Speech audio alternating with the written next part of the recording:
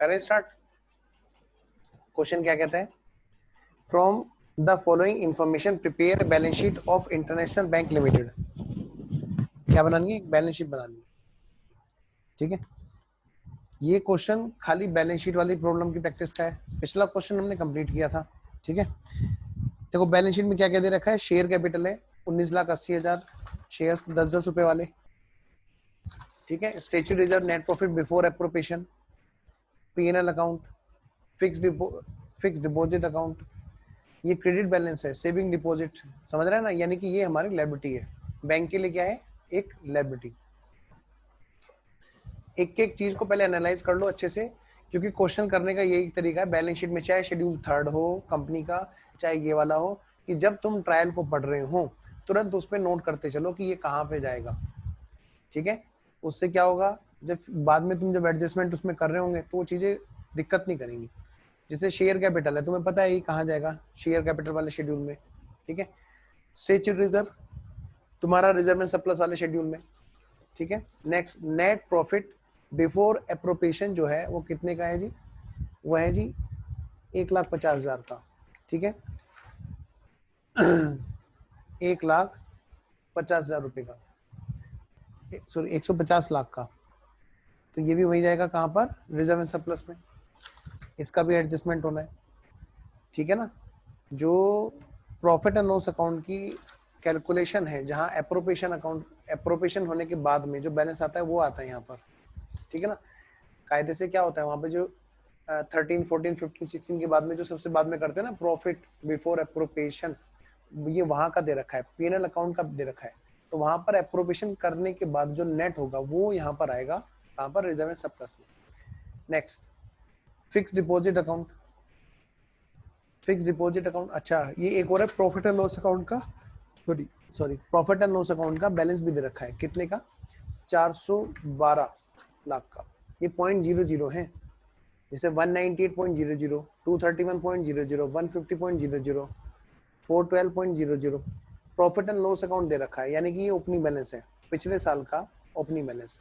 Current year का net profit कितना है, 150। नेक्स्ट फिक्स डिपॉजिट और सेविंग डिपॉजिट कितने के हैं जी, 517 लाख के। और दूसरा दे रखा है इसमें 450 लाख का। कहाँ जाएंगे ये लोग, डिपॉजिट्स में। कहाँ जाएंगे, डिपॉजिट्स में। Share capital, reserve and surplus, फिर डिपॉजिट्स और बोराइंग्स, फिर क्या है, अदर लायबिलिटीज। तो ध्यान से कहाँ पे जाएंगे ये, डिपॉजिट्स में। नेक्स्ट अगला पॉइंट है इसके अंदर, आगे का पार्ट ये रहा जी क्वेश्चन का।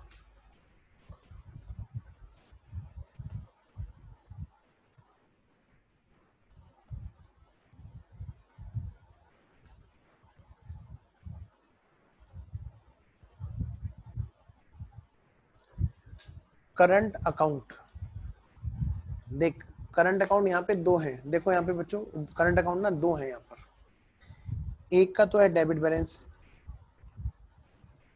एक तो है डेबिट वाला बैलेंस, और एक है तुम्हारा करंट वाला, मतलब क्रेडिट वाला बैलेंस। सबसे पहली बात, जो डेबिट बैलेंस है करंट अकाउंट 28 का, दूसरा है 520, 28 और तुम्हारा 520। 520 जो है वो किसी ने तुम्हारे यहाँ पे जमा कर रखा है, तुम्हारे यहाँ पे करंट अकाउंट खुला रखा है, कितने का, 520 का। और दूसरा जो है, जो 28 वाला है, वो तुम्हारा कहीं पे बैलेंस है, किसी और के यहाँ पे खुला हुआ है बैलेंस। ठीक है, कितने का, 28 का। बिल्स पेबल, बिल्स पेबल हमारा लायबिलिटीज का पार्ट है। ठीक है, नेक्स्ट कैश क्रेडिट, ये डेबिट बैलेंस है, यानी कि यहाँ पर बैंक ने किसी को उधार दे रखा है, बैंक ने किसी को उधार दे रखा है। ये क्रेडिट बैलेंस नहीं है, डेबिट बैलेंस है, यानी कि बैंक के लिए एक डेटर है। बोरोइंग्स फ्रॉम अदर बैंक्स कहाँ पे आएगा, बोरोइंग्स में। नेक्स्ट कैश इन हैंड, तुझे बताइए, तुम्हें बताइए कि कैश, जो कैश का अपना है असेट्स में। ठीक है, cash with RBI, cash with other banks जो अपने कॉलम में, ये कैश में आएगा जी। मनी एट कॉल भी वहीं पे आता है जी। गोल्ड कैश इक्विवेलेंट में आएगा। गवर्नमेंट सिक्योरिटीज, प्रीमिसेस फर्नीचर, चलो ये तो फिक्स एसेट्स में टर्म लोन, ठीक है जी, ये भी एडवांसेस में आएगा क्योंकि दे रखा है ना कि ले रखा है। चलो स्टार्ट करते हैं फटाफट से, पहले ना कॉलम खींच दो।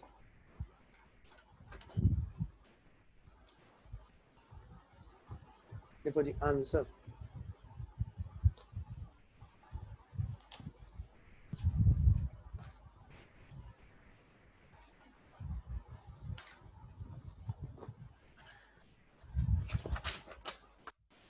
हाँ जी, सबसे पहले कॉलम खींचो।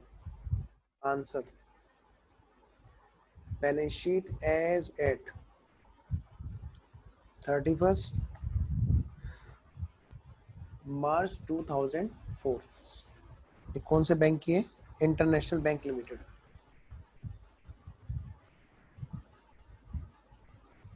International bank limited.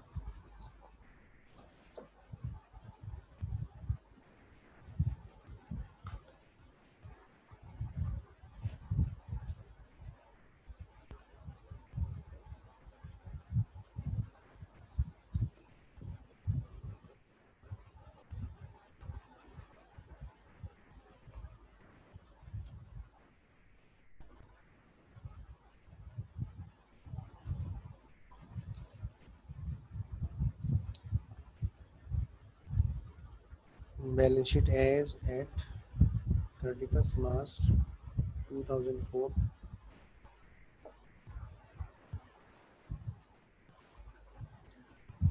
Schedule number, current year, previous year.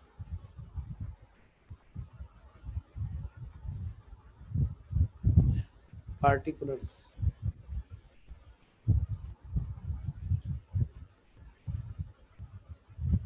Capital and liabilities. इसमें सिर्फ 5 हेड है, कैपिटल एंड लायबिलिटीज। इसके अंदर सिर्फ 5 हेड है। सबसे पहला share capital, schedule number 1।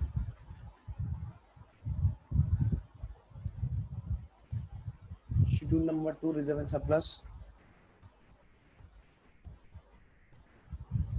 Deposits.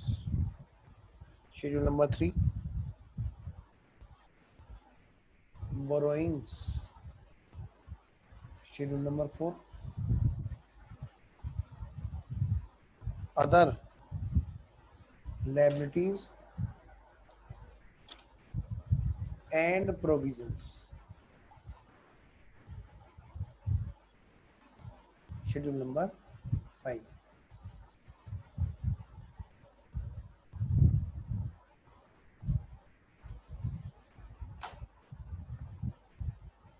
assets।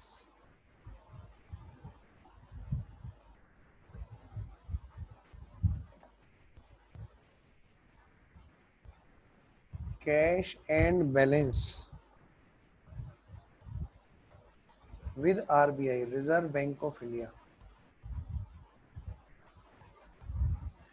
Next, balance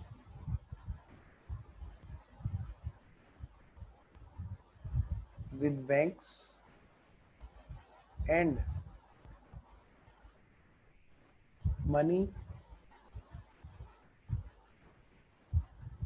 at call and short notice।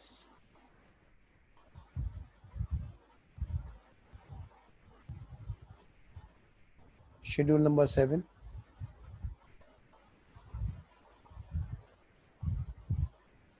investments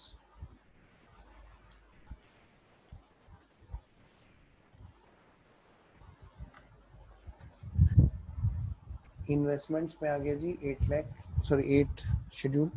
फिर है जी एडवांस। बेटे दो दो के ग्रुप में करोगे तो याद हो जाएंगे।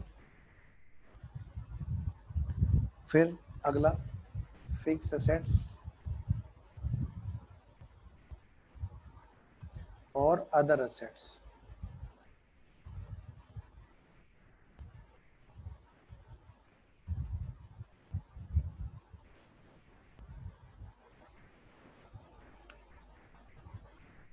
टोटल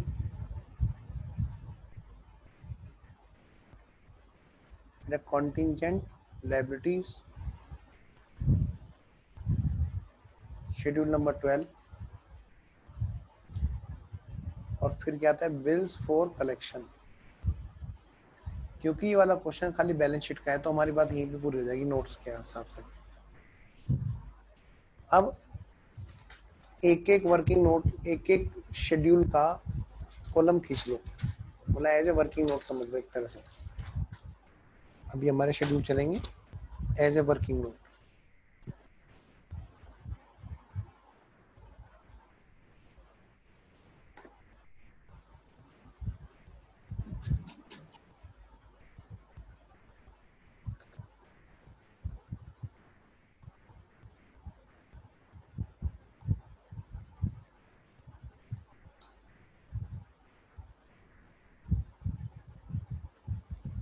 लो जी। हाँ जी।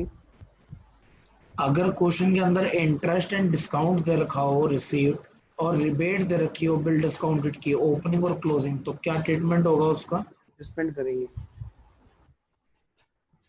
एडजस्टमेंट करेंगे। अच्छा, तो उसका एक बार बता देना कैसे एडजस्टमेंट होगा। हाँ हाँ, reserve and surplus schedule number 2,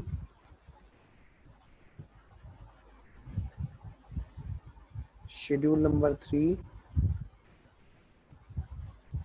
deposits. बेटे एक पेज पर दो दो ऐसे मत बनाना जैसे मैंने बना रखे, ये तो मेरा लेफ्ट पेज है और ये इधर राइट पेज है आपका, आपको एक जगह दिखाई दे इसलिए यहाँ पे लिख रहा हूँ। डिपॉजिट्स नंबर 3, शेड्यूल नंबर 4,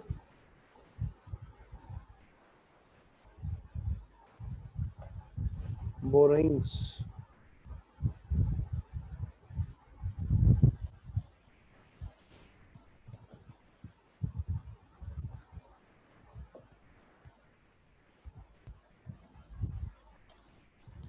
फिर है शेड्यूल नंबर 5,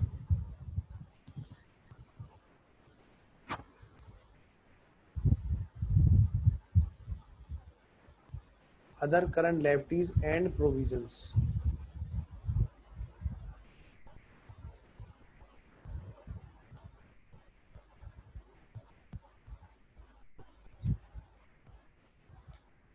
तो ये तो है लायबिलिटी साइड वाले शेड्यूल। अगले पेज पे मैं बना रहा हूँ असेट साइड वाले schedule.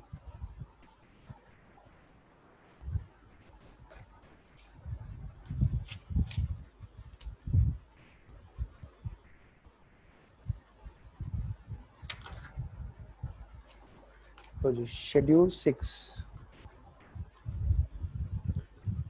Cash and balance with RBI, balance with RBI reserve bank of India.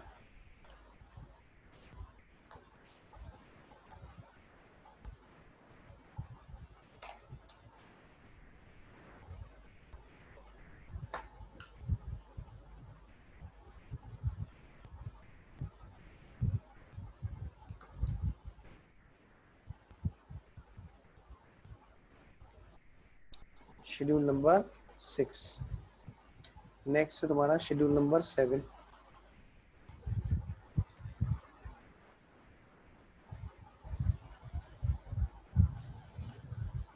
Balance with banks, other banks, comma या कॉमा नहीं, and money at call and short notice.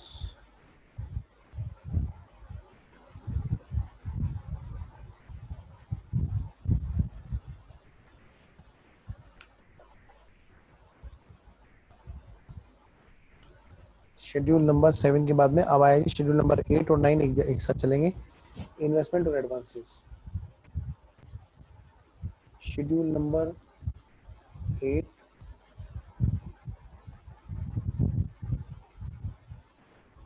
Investments,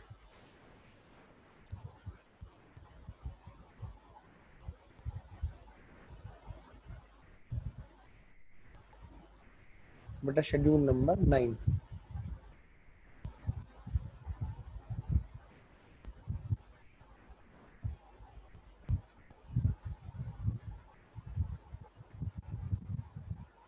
advances.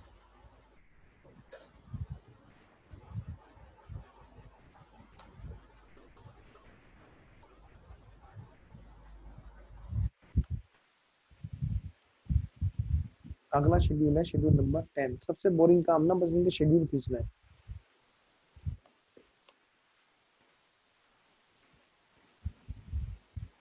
Schedule number 10। इतने में तो आदमी एक नींद ले ले पूरी। Fix assets. राघव तो सो के उठ गया है राघव। तो शेड्यूल नंबर 10 के बाद में शेड्यूल नंबर 11, 10 मिनट सोया हूँ सिर्फ गिनती के 10 मिनट।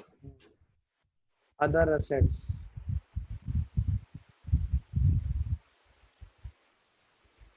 इसके बाद में शेड्यूल नंबर 12,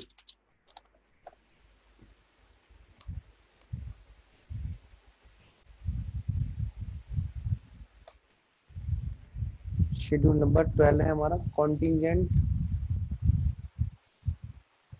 लायबिलिटीज।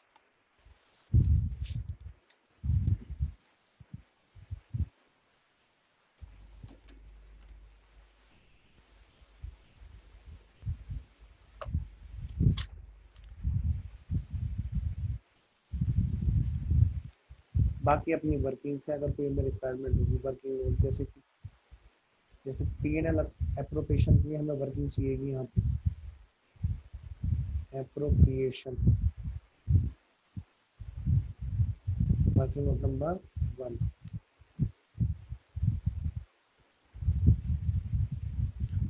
चलो जब क्वेश्चन पढ़ते रहो और करते रहो। सबसे पहले इसने बोला हमें, इसने बोला कि शेयर कैपिटल। सबसे पहले इसने बोला बेटे शेयर कैपिटल।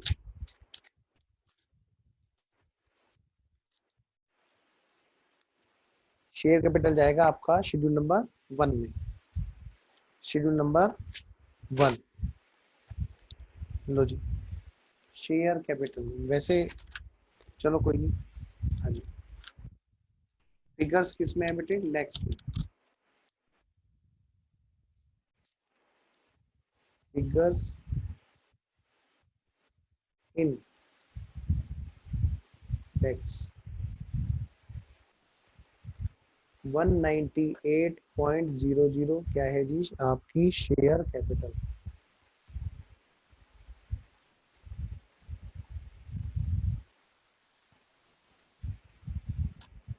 सीधी सीधी दे रखी है, तो इसमें अलग से भी कुछ नहीं कि भाई इक्विटी अलग, प्रेफरेंस अलग, या ऐसी कोई। लो जी, तो 198 हमारी हो गई शेयर कैपिटल, जिसको हम कहाँ लिखेंगे बैलेंस शीट में? 198.00। अगला नंबर, इसके बाद में है स्टैच्यूटरी रिजर्व। स्टैच्यूटरी रिजर्व है हमारा 231 लाख का। Working note number 2, sorry schedule number 2। यहाँ पे हमारे रिजर्व्स हैं, जिनमें एक है जी स्टैच्यूटरी रिजर्व। करो आप लोग।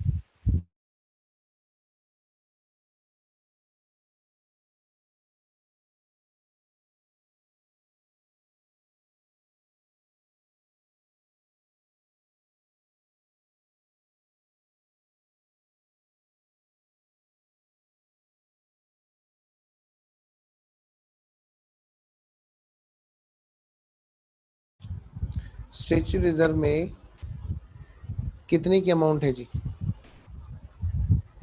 हाँ जी, स्टेचू रिजर्व का बैलेंस दे रखा है 231 का। लो बेटे, ओपनिंग बैलेंस है ये 231 का, क्योंकि क्वेश्चन में ना नीचे एडजस्टमेंट भी दे रखी है इस पे। 231.00 lakhs, 231.00 lakhs.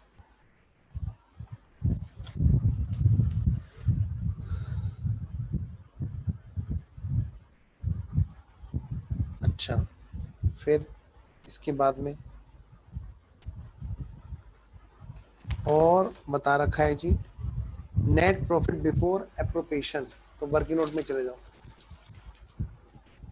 Net profit before appropriation लिख दो बेटे, नेट प्रॉफिट बिफोर एप्रोप्रिएशन।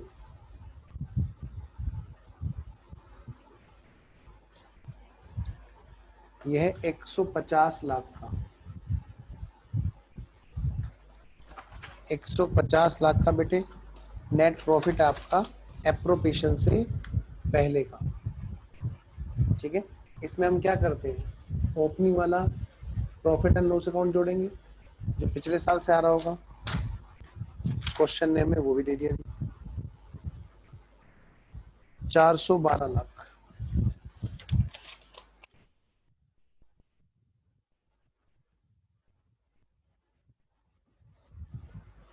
ये हो गया जी टोटल,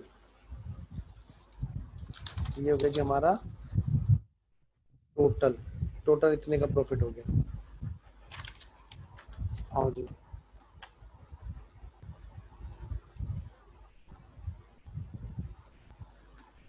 नेक्स्ट।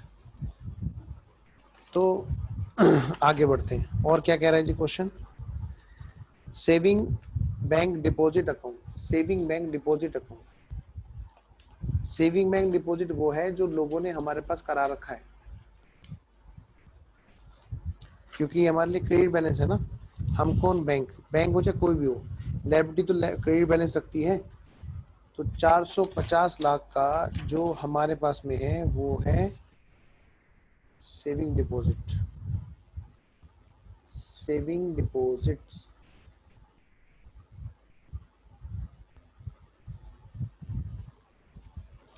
ये है सेविंग डिपॉजिट है 450 का, 450 लाख .00। अगला पॉइंट जो है वो है जी करंट अकाउंट का।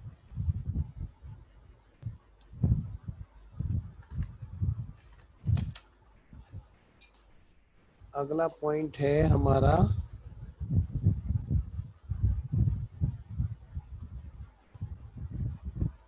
करंट अकाउंट का।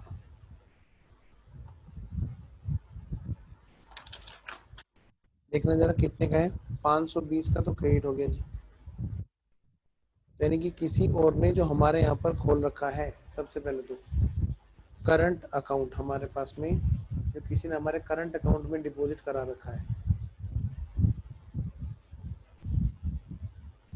520.12 लाख, 520.12 लाख। अच्छा, कुछ छूट गया, ओहो फिक्स डिपॉजिट भी है, यस यस सही कह रहे बेटा, फिक्स डिपॉजिट भी है, वो छूट गया था, सही हुआ याद दिला दिया। एफ डी, एफ डी है, ये है 517 लाख की, 517 लाख की फिक्स डिपॉजिट अकाउंट। फिर इसके बाद में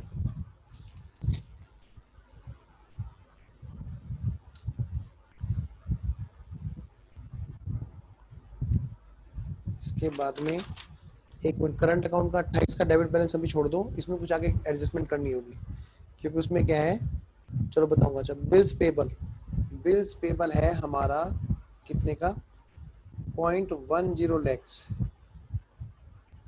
बिल्स पेबल। ये आ गया जी हमारा अदर लायबिलिटीज में, bills payable 0.10 lakh, 0.10 lakh. Next है हमारा cash credit CC limit 812 lakh cash credit यानी कि सीसी लिमिट है जो बैंक ने दे रखी है 812.10।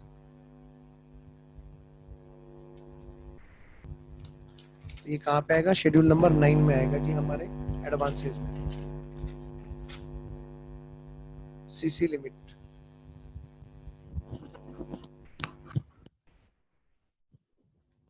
Cash credit 812.10 lakhs. फिर है जी borrowings from other banks. Borrowings from other banks आ गया जी हमारा बोरोइंग्स में। बोरोइंग्स कहाँ है जी? ये रहे इधर।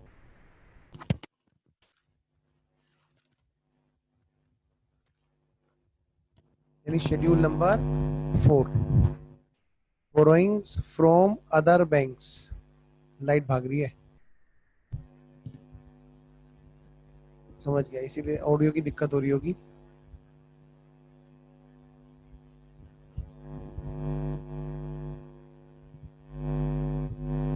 इतने बुरे बुरे मुंह बना के दिखा रहा है राघव, ये तेरा कैमरे में आ जाएगा अब क्लास में।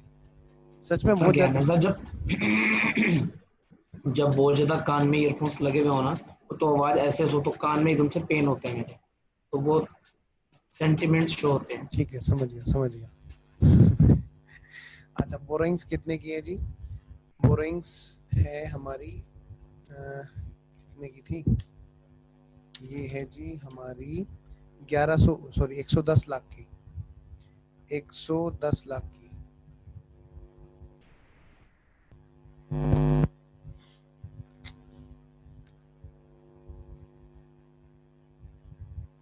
नेक्स्ट,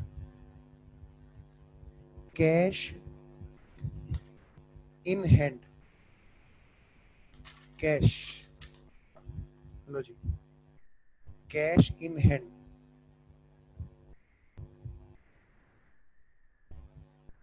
160.15 इतने लाख की है।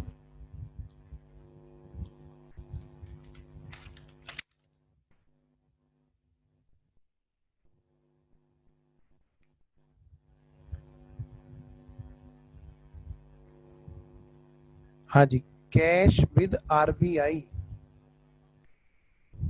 कैश विद आरबीआई कितने का है जी अभी फिलहाल? कैश विद आरबीआई है 37.88 लाख का। हमें देखना पड़ेगा, हो सकता है ये कम हो, ये ज्यादा हो, जैसा भी है, मतलब कम नहीं होना चाहिए। इसमें जो अपना कैश का रिजर्व रखना है, कैश रेशो, वो कैश रेशो हमें देखना होगा कि पूरा है कि नहीं है। आओ जी, नेक्स्ट, इसके बाद में बोरोइंग्स फ्रॉम अदर बैंक्स हो गया, ये कैश हो गया, कैश विद आरबीआई हो गया। Cash with cash with other banks, cash with other bank से 155 लाख का। लो जी, कैश, अच्छा यहाँ पे नहीं आ गया तो आगे आएगा। Cash with other banks. Good morning sir. क्या हो गया? Good morning. क्यों, क्या हुआ? आप ऊपर लिख रहे थे ना, तो मैंने कहा गुड मॉर्निंग बोल दो, क्या होता नीचे आ जाए हाथ। चलो, कैश विद अदर बैंक्स ये हो गया हमारा 155.87 लाख का।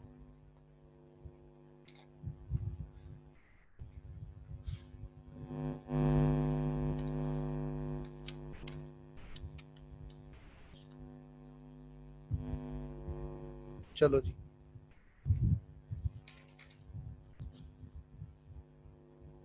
Next, cash with other banks के बाद में है हमारा अगला मनी एट कॉल 210.12 लाख का।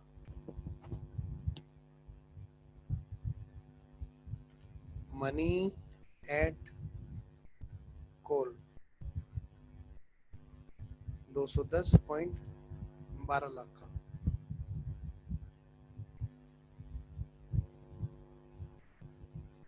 फिर गड़बड़ कर दी। नहीं सही है, तो मनी एट कॉल तो यहीं पे आनी है, ये तो सही है।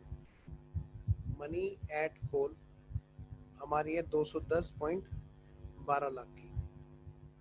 अगला नंबर है हमारा क्वेश्चन में किस चीज का, ये रहा जी। अगला है हमारा 55.23 का गोल्ड है बेटे, 55.23 का गोल्ड है। Gold other assets. कहाँ पे आना चाहिए? Very good, other assets.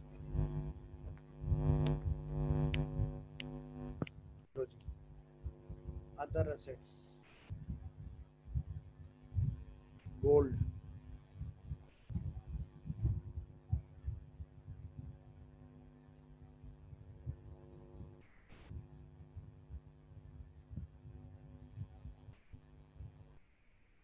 $55.23।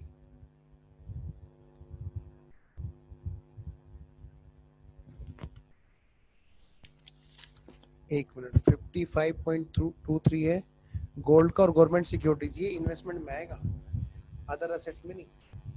Bank का काम कोई असेट्स, बैंक के कोई असेट्स थोड़ा ना गोल्ड। बैंक कोई पहनेगा थोड़ा ना उसको गले में। अब मैनेजर आएगा रोज गले में चैन डाल के, तो मैं कह रहा हूँ कहाँ आएगा ये? इन्वेस्टमेंट में आएगा। हो जी, gold 55.23। Next, government securities. Government securities 110.17। गवर्नमेंट सिक्योरिटीज। लेकिन सर जैसे हमारे पास गोल्ड वगैरह के लिए जैसे म्यूचुअल फाइनेंस वगैरह होता है तो गोल्ड आता है, तो फिर वो कहाँ आता होगा? वो यहीं पे इन्वेस्टमेंट में आता है। क्या? जब एज अ सिक्योरिटी कोई बंदा, जैसे म्यूचुअल फाइनेंस होता है कि आप गोल्ड ले जाओ, लोन ले जाओ, तो फिर वो वाला गोल्ड कहाँ आता है इन्वेस्टमेंट? भाई वो लोन दे रखा है, वो सिक्योरिटी है हमारी, हमारे पास वो तो पेपर रखे हैं बस खाली। जरूरत पड़ेगी तो तो ही तो उठाएंगे ना। आगे लाइट, अब ऑडियो ओके है? हाँ अब ठीक है। तो मैं क्या कह रहा था, हाँ गवर्नमेंट सिक्योरिटीज, गोल्ड और क्या प्रीमिसेस। तो जी प्रीमिसेस है कितने की? 155.70 लाख। और फर्नीचर है जी 70.12 लाख। और टर्म लोन है जी 72.88 का। लो जी, पहले बात करते हैं प्रीमिसेस की। प्रीमिसेस है 155.70। कहाँ आएगा जी? फिक्स असेट्स में। लो बेटे, प्रीमिसेस 155.70। नेक्स्ट, फर्नीचर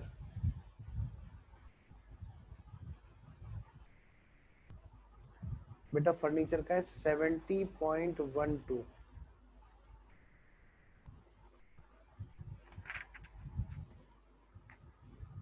प्रीमिसेस और फर्नीचर।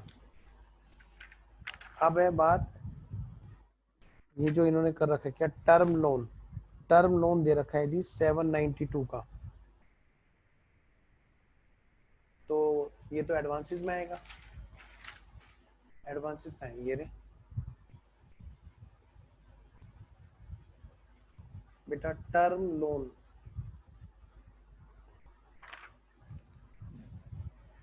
हो गया आपका 792.88। फिर है जी आपका bills for collection. Bills for collection कहाँ पे आएगा? बैलेंस शीट के नीचे। बिल्स फॉर कलेक्शन, इसका कोई नोट नंबर नहीं है बेटा। 18,10,000।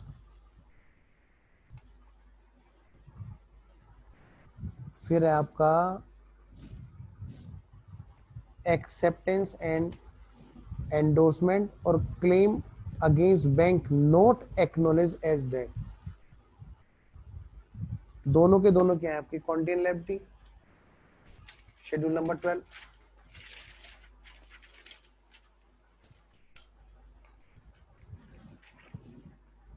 सबसे पहला है आपका एक्सेप्टेंस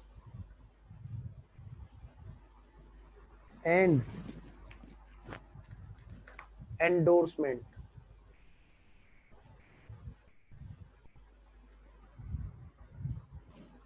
14,12,000। और भाई क्लेम अगेंस्ट बैंक,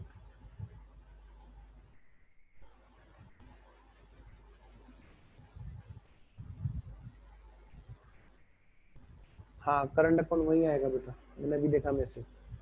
अच्छा, claim against bank not acknowledge as date, not acknowledge as dates. अभी तक उसको डेट की तरह माना नहीं है, हमने एक्सेप्ट नहीं किया। यह है जी आपका 55,000 रुपए का। नेक्स्ट, डेप्रीशिएशन चार्ज प्रीमिसेस का। डेप्रीशिएशन ये तो पीएनएल में जा चुका होगा। फर्नीचर पे और प्रीमिसेस दोनों पे डेप्रीशिएशन दे रखा है, ठीक है, कोई नहीं तो वहां जा चुका होगा। अच्छा, अगर देखा जाए तो डेप्रिशिएशन ऐड बैक करके हमें दिखाना चाहिए टोटल कितना था, कितना डेप्रिशिएट हुआ। एनीवेज कोई नहीं, कोई दिक्कत नहीं। 50% of term loan was secured by government guarantee, 10% of cash credit is unsecured. Also calculate cash reserve and statutory liquidity reserve. Cash reserve required जो है ना, जो क्वेश्चन में 3% लिखा हुआ है, इसको हम कैसे लेके चलेंगे एज पर लेटेस्ट 4%। ठीक है, तो आप लोग क्या करोगे अभी, अभी आगे बढ़ो और इसमें जो पार्ट दिया है 50% of term loan was secured by government guarantee, तो भाई उससे फर्क क्या पड़ेगा मुझे तुम बताओ। हाँ जी, 50% of term loan was secured by guarantee.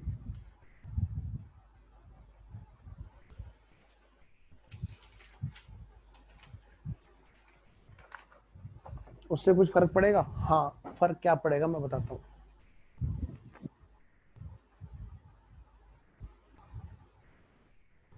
कितना टोटल आ रहा है इसका जरा देखना एक बार।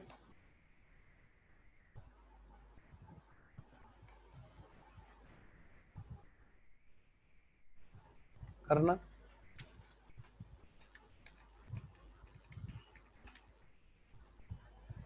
मैं 1 मिनट में आया।